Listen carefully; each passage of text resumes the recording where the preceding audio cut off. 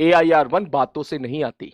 मैंने पिछले 9 साल 10 साल जिस इंस्टीट्यूट में बिताए हैं, मैंने वहां देखा है किस प्रकार से AIR के टॉप रैंक वाले बच्चों की प्रिपरेशन होती है, किस प्रकार से वो दिन रात मेहनत करते हैं बच्चे, मैंने देखा है। तो अगर आप वाकई सच में इतनी अच्छी रैंक लाने का प्लान कर रहे हो ना, तो ये सब हंसी मजाक अलग चीज है। आपको उन बच्चों के बराबर मेहनत करनी पड़ेगी, उन बच्चों से इनफैक्ट ज्यादा करनी पड़ेगी। ज्यादा मैं क्यों बोल रहा हूं? ज्यादा मैं इसलिए बोल रहा हूं क्योंकि वो बच्चे जब 10th क्लास में थे ना, उन लोगों ने ऑलमोस्ट एरोडॉप सॉल्व कर ली थी। उन बच्चों ने HCB को तो 9th 10th में निपटा दिया था। और JEE एडवांस के सारे क्वेश्चन, सारे का मतलब सारे क्वेश्चन, वो लोग आज भर भर के सॉल्व करते हैं। सारे का मतलब सारे क्वेश्चन। हरी बात समझ में? अच्छे लेवल की पढ़ाई करते हैं, फॉर्मूला ओरिएंटेड होके नहीं पढ़ते हैं वो लोग। और ऐसे पढ़ने वाले लोग कम से कम 200 हैं, 200। उन 200 में से जिन 50 लोगों का नसीब बहुत अच्छा होता है, आ रही बात समझ में, वो टॉप 50 के अंदर, किसी को नहीं पता होता है कि उस 50 में से किसकी AIR1 आ जाएगी, कौन से इंस्टीट्यूट से बना जाएगी, किसकी AIR2 आ जाएगी, किसकी AIR3 आ जाएगी। Only 29 rupees. किसकी AIR2 आ जाएगी, किसकी AIR3 आ जाएगी। मैंने तो बिताए ना 8 9 10 साल उस वहां पे, तो मेरे को तो मालूम है। ठीक है, वो मुझे पता है, सुनने में बहुत अच्छा लगेगा। जब मैं पुराने इंस्टीट्यूट में था तो मेरे कुछ सर ऐसे हुआ करते थे। शुरू शुरू में जब मैं एज ए नया टीचर आया था तो मैं भी इस चीज को, मुझे बड़ा अजीब लगता था कि उन्होंने क्या किया भाई, बोल दिया भाई तू ही AIR1 है। एक बैच में जाके बोल दिया भाई तू ही AIR1 है।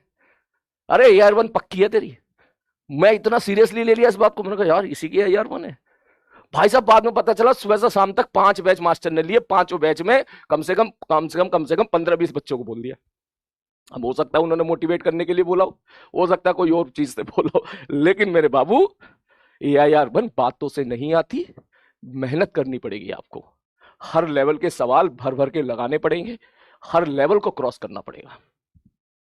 एक चीज को याद रखना पड़ेगा तेरे को, हरी बात समझ में, मेहनत करनी पड़ती है, हर लेवल के सवाल करने पड़ते हैं, दिन रात को अपने आप को घिसना पड़ता है, हर सब्जेक्ट में घिसना पड़ता है। केवल फिजिक्स से काम नहीं चलेगा, याद रखना मेरी बात। ठीक है, बायोलॉजी में भी तेरे सारे सवाल सही होने चाहिए, A to Z, एक भी सवाल गलत नहीं होना चाहिए। हरी बात समझ में? केमिस्ट्री में भी उतनी मेहनत करनी है, और दिन रात मेहनत करनी है, और मोटिवेट होकर मेहनत करनी है। तब जाके जो है एक पॉसिबिलिटी है, पॉसिबिलिटी बता रहा हूं मैं, 0.01% की पॉसिबिलिटी कि आप ला सकते हो। कि तुम में से, तुम लाखों बच्चे मेरी बात सुन रहे हो, कि तुम में से शायद 15 20 30 40 50 बच्चे ला सकते हो। तुम में से देख आधे बच्चे तो इसी बात में कंफ्यूज हो रहे हैं कि पढ़ने का टाइम टेबल क्या होना चाहिए। आप क्यों नहीं डिसीजन ले पा रहे खुद से, पढ़ने का टाइम टेबल क्या होना चाहिए? 24 घंटे आपके पास है, 6 घंटे सोने के लिए निकाल ले, 18 घंटे बच गए। 8 से 9 10 घंटे तेरी क्लास मान, जब 8 घंटे बच्चे लगाना, करना मेहनत यार। क्यों चीजों में टाइम वेस्ट कर रहा है? Time table.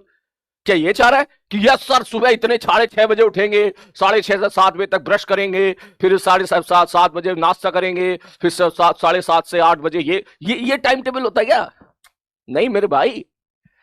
हाँ, पहले आप इन चीजों बाहर निकलो, इन चीजों से जीतो। पहले इन चीजों जीतने का मतलब कि अब ठीक है, ये चैप्टर चल रहा है हमारा यूनिट एंड डायमेंशन, जैसे ही काइनेमेटिक्स स्टार्ट होगा फिर किसी का बैकलॉग नहीं होना चाहिए मेरा भाई। This is the primary task, कि बैकलॉग किसी भी चीज में, ठीक है, किसी भी चीज में, ना आपका होमवर्क में, ना आपकी क्लास में, ना ही किसी भी कोई सा भी सब्जेक्ट हो जाए, तुम्हें आता हो फिर भी किसी में बैकलॉग नहीं होना चाहिए। ठीक है, गैलेक्सी S25 अल्ट्रा डन है, चला जा, शुरू करते।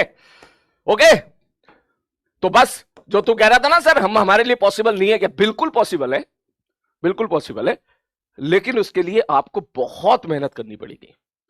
बहुत का मतलब बहुत मेहनत करनी पड़ेगी, पॉजिटिव एटीट्यूड के साथ, ना कि रोते हुए। ठीक है, पॉजिटिव एटीट्यूड के साथ। पागल होना पड़ेगा आप सब लोगों को। पागल होने का मतलब समझ रहे हैं ना? इतना पागल होना पड़ेगा, इतना पागल होना पड़ेगा कि भाई साहब समझ जा कि सपना है तो सपने में भी तू बायोलॉजी पढ़ता हुआ दिखाई दे, फिजिक्स के सवाल को सॉल्व करता हुआ दिखाई दे। इस लेवल का पागलपन होना पड़ेगा। हाँ ठीक, अब वो कह रहा है फोन एडिक्शन, मैं यही तो कह रहा हूं ना इस चीजों को। तुम लोग अब इसी ट्रैप में फंसे हुए हो। Phone addiction, reel addiction. तुम्हें लगता है कि तुम इंस्टाग्राम की रील देख रहे हो, अरे यार आधा घंटा वेस्ट हो गया, इंस्टाग्राम बंद कर देता हूं, फिर वो तुरंत स्विच हो जाते हो फिर यूट्यूब की रील पे, फिर यूट्यूब की रील देखने लगते हो, फिर उसमें आधा घंटा निकल जाता है तुम्हारा, फिर लगता है अरे नहीं बंद कर देता हूं, अच्छा इंस्टाग्राम पे देख लेता हूं, क्या जाता है। तुम तो इसी में ही बीच में कभी इधर से इधर, कभी इधर, कभी इधर, कभी इधर, इसी में तुम्हारा पता नहीं कितना टाइम वेस्ट हो जाता है। आ रही बात समझ में? सर आप AIR 1 का कंटेंट दोगे क्या हमें? बिल्कुल दूंगा मेरे भाई, तेरे सामने एडवांस का टीचर खड़ा है, तू क्यों भूल जाता है? बिल्कुल दूंगा, बिल्कुल दूंगा, और तुझे ऐसा कंटेंट दूंगा जैसा तुझे कहीं नहीं मिलने वाला पूरे हिंदुस्तान में, तू देख लेना। और मैं ऐसा दे भी रहा हूं कि तुझे कहीं नहीं मिल रहा होगा। आ रही बात समझ में? हर तरह का बैलेंस कंटेंट दे रहा हूं, और एक बार फिजिक्स स्टार्ट होने दे, उसके बाद कोई मैच ही नहीं रहेगा, तू देख लेना। मैं तो कंटेंट दूंगा तेरे को बढ़िया शानदार, और देखना इस क्लास में ऐसे बच्चे होंगे जो उस कंटेंट को जो बढ़िया तरीके से डाइजेस्ट करेंगे, उस कंटेंट का मजा लेंगे, और बढ़िया बढ़िया बढ़िया रैंक के साथ सेलेक्ट होंगे। लेकिन वो बहुत कम होंगे, और मैं चाहता हूं कि ज्यादा से ज्यादा बच्चे हों, ऐसे ज्यादा से ज्यादा बच्चे हों। एवरेज स्टूडेंट, यस बेटा, मेरे लिए हमेशा प्रायोरिटी एवरेज स्टूडेंट ही रहे हैं, है ना। मेरे लिए हमेशा प्रायोरिटी एवरेज स्टूडेंट ही रहे हैं, ठीक है, क्योंकि मुझे पता